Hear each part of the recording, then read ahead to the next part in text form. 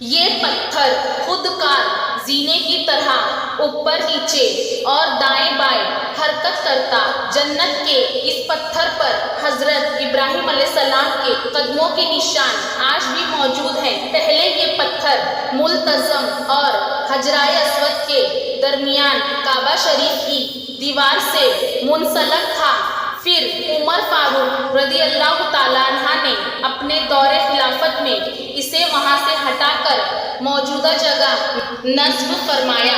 کعبۃ اللہ کی تعمیر کے بعد حضرت جبرائیل علیہ السلام کی نشاندہی پر حضرت اسماعیل علیہ السلام جبل ابو قیس گئے، جس کی آغوش میں جنت کا ایک اور یاقوت حجرۂ اسود محفوظ تھا۔